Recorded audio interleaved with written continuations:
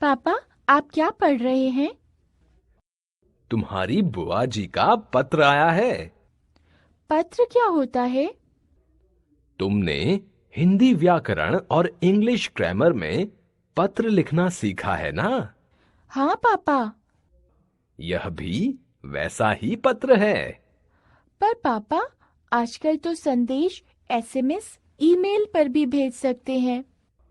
हाँ, भेज सकते हैं, परंतु आज भी लोगों को पत्र लिखना अच्छा लगता है और गांवों, पहाड़ी क्षेत्रों या दूर की अन्य जगहों पर जहां इंटरनेट और मोबाइल की सुविधा नहीं है, वहां पत्र ही सबसे अच्छा और सस्ता साधन है। मिनी के पापा ने बिल्कुल ठीक कहा। पत्र लेखन एक कला है। आज दूरभाष और इंटरनेट के युग में भी पत्र लेखन का अपना महत्व है। यह संदेश भेजने और प्राप्त करने का सबसे सस्ता साधन है। पत्र के माध्यम से हम दूर बैठे अपने मित्रों व सगे संबंधियों से विचारों का आदान प्रदान सरलता से कर सकते हैं। विभिन्न कार्यालयों, संस्थाओं आदि में भी पत्र लेखन ही सूचनाओं, संदेशों के आदान प्रदान का मुख्य माध्यम है। पत्र लिखते समय इन बातों का ध्यान अवश्य रखना चाहिए। पत्र की भाषा सरल, स्पष्ट और स्वाभाविक होनी चाहिए। पत्र संक्षिप्त होना चाहिए, अनावश्यक विस्तार नहीं होना चाहिए। पत्र लिखने का मूल उद्देश्य स्पष्ट होना चाहिए। पत्र का लेख सुंदर और स्पष्ट होना चाहिए। पत्र में विराम चिन्हों आदि का पूरा ध्यान रखना चाहिए। पत्र में लिखने वाले का पूरा पता तथा दिनांक उपयुक्त स्थान पर साफ साफ लिखा जाना चाहिए। पत्र के प्रकार। पत्र मुख्य रूप से दो प्रकार के होते हैं। पहला, औपचारिक पत्र। दूसरा, अनौपचारिक पत्र। औपचारिक पत्र अर्ध सरकारी, गैर सरकारी या सरकारी कार्यालयों को लिखे जाने वाले पत्र औपचारिक पत्रों के अंतर्गत आते हैं। कार्यालय द्वारा अपने अधीनस्थ विभागों को लिखे गए पत्र भी इसी श्रेणी में आते हैं। अनौपचारिक पत्र। अनौपचारिक पत्रों में वे पत्र आते हैं जो परिवार के लोगों, निकट संबंधियों या मित्रों को लिखे जाते हैं। औपचारिक पत्र के आरंभ व अंत की औपचारिकताएं। संबोधन: श्रीमान, महोदय, मान्यवर, माननीय महोदय आदि। अभिवादन: औपचारिक पत्रों में अभिवादन नहीं लिखा जाता है। समाप्ति: भवदीय या भवदीया, आपका आज्ञाकारी शिष्य या शिष्या, प्रार्थी, निवेदक, निवेदिका, विनीत आदि। आइए औपचारिक पत्र पढ़ें। बाल हंस से संपादक को वार्षिक सदस्यता प्राप्त करने के लिए पत्र। A220 आनंद विहार, नई दिल्ली 110092, दिनांक 2 सितंबर 2016।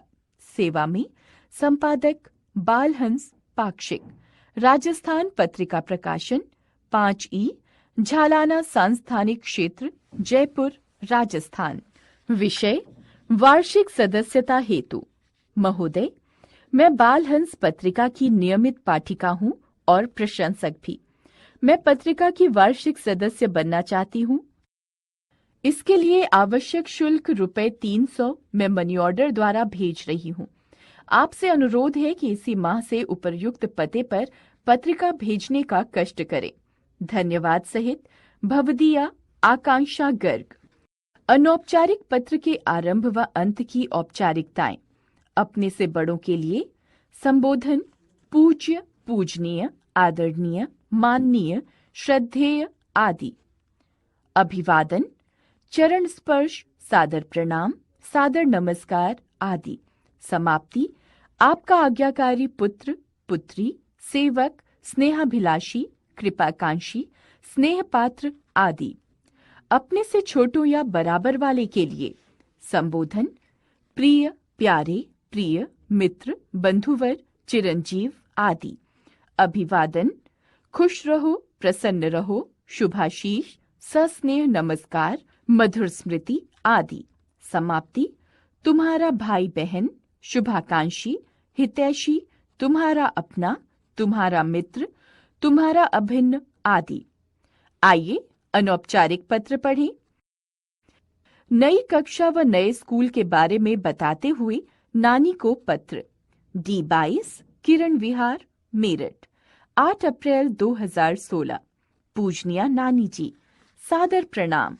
आपको यह जानकर खुशी होगी कि मेरा प्रवेश पास ही के स्कूल में कक्षा 6 में हो गया है। मुझे स्कूल जाते 2-3 दिन हो गए हैं। पुस्तकें आदि खरीद ली हैं। नानी, यहाँ सब कुछ नया नया है। बिजनौर के स्कूल जैसा नहीं है। नया स्कूल बहुत बड़ा है। यहाँ सभी तरह की सुविधाएं, पुस्तकालय, प्रयोगशालाएं, खेल का मैदान, सभी कुछ है। यहाँ सफाई भी बहुत है। मेरी कक्षा अध्यापिका बहुत अच्छी हैं। उन्होंने पहले दिन ही पूरी कक्षा से मेरा परिचय करवाया। मैं तो घबरा रहा था, किंतु पहले ही दिन मेरे 2 मित्र बन गए। नानी, मुझे आपकी बहुत याद आती है। आपके हाथ का खाना, आपकी कहानियां, आपकी डांट। लेकिन मैं आपसे वायदा करता हूं कि मैं मन लगाकर पढ़ूंगा। आप भी समय समय पर फोन पर मुझसे बात करते रहिएगा। 3-4 दिन की छुट्टियां होंगी तो मैं आपके पास आऊंगा। आप अपना ध्यान रखिएगा। मामा मामी को मेरा प्रणाम कहिएगा। मिंटू को ढेर सारा प्यार। आपका नाती निखिल। पाठ 24, निबंध लेखन। बच्चों, आपने पत्र लिखना सीखा, अनुच्छेद लिखना सीखा, कहानी लिखनी सीखी। इन्हीं की तरह लेखन की एक कला है निबंध लेखन।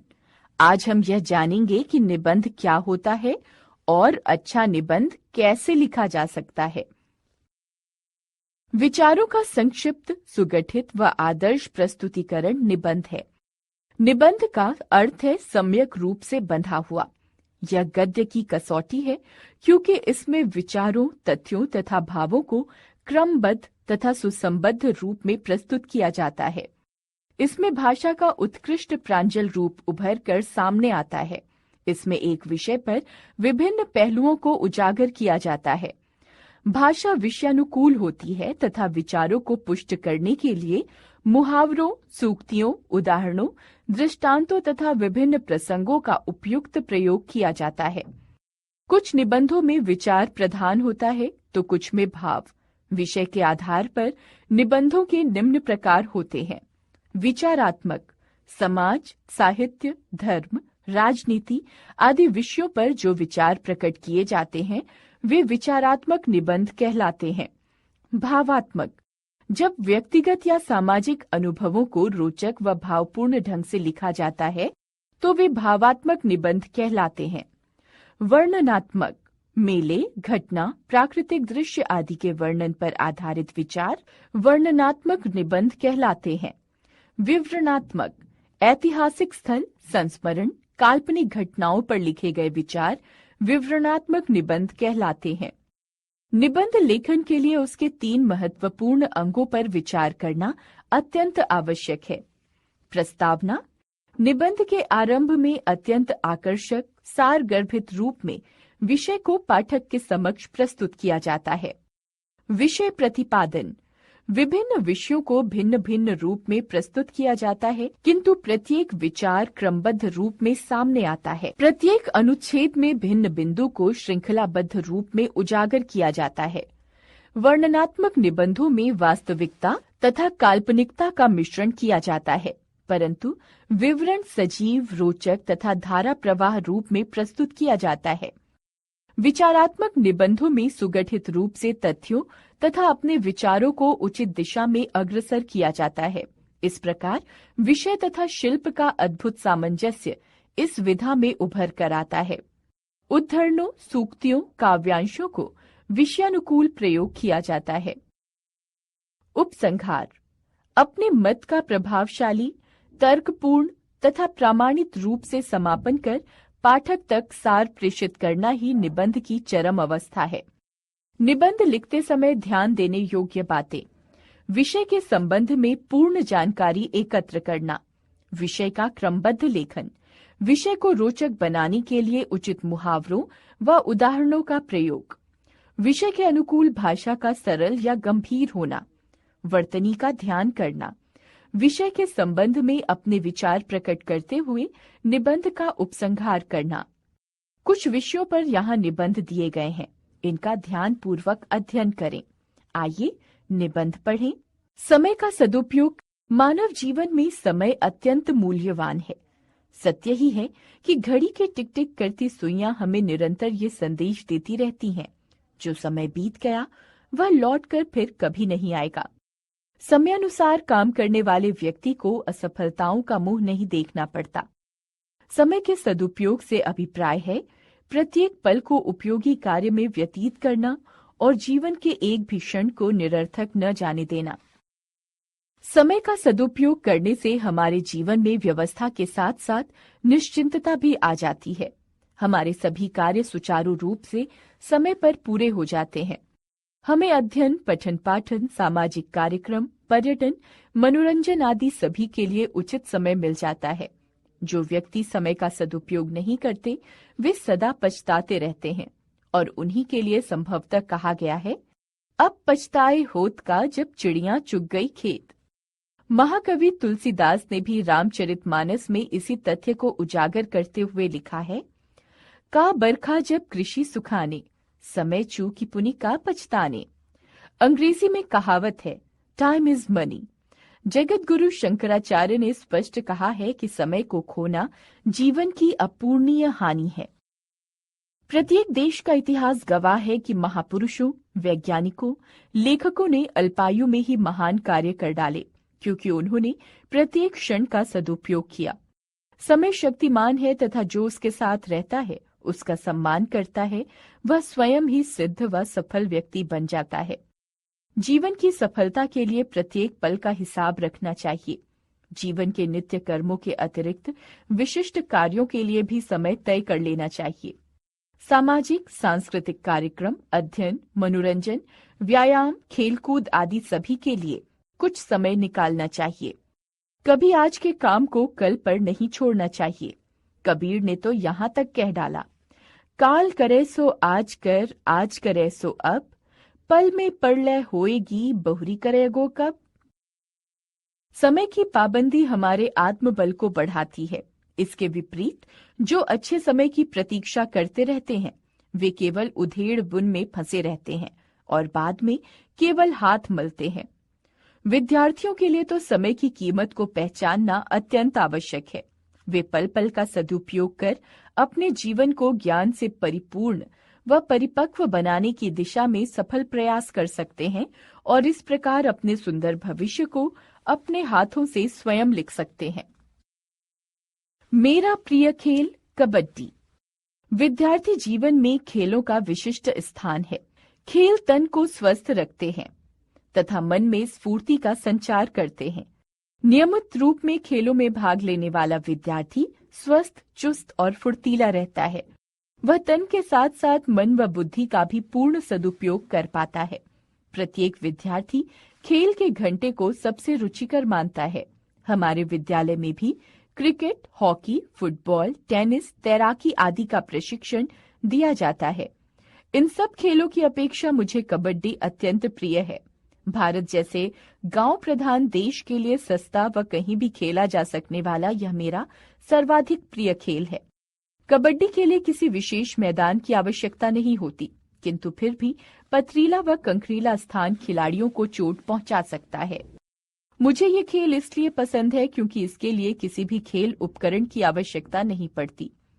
हम 8-10 दोस्त जब भी जमा हो जाते हैं, हमारा खेल आरंभ हो जाता है। कबड्डी खेलने के स्थान के बीचों बीच हम एक रेखा खींच लेते हैं और यह पूरा स्थान पाला कहलाता है। रेखा के एक ओर एक दल खड़ा होता है तो दूसरी ओर दूसरा दल। एक ओर का खिलाड़ी कबड्डी कबड्डी बोलता हुआ दूसरों के पाले में जाता है। यदि यह दूसरे खिलाड़ी को छू ले तो उसे हारा हुआ या खेल से बाहर मान लिया जाता है। विपक्षी खुद को न छूने देने की होड़ में जुटे रहते हैं तो कबड्डी बोलने वाला बिना सांस तोड़े उन्हें छूकर अपने पाले में लौटने की होड़ में। मुझे इस खेल का यही भाग सबसे अच्छा लगता है। कबड्डी बोलने वाले को उसके पाले में न जाने देना भी एक कला है।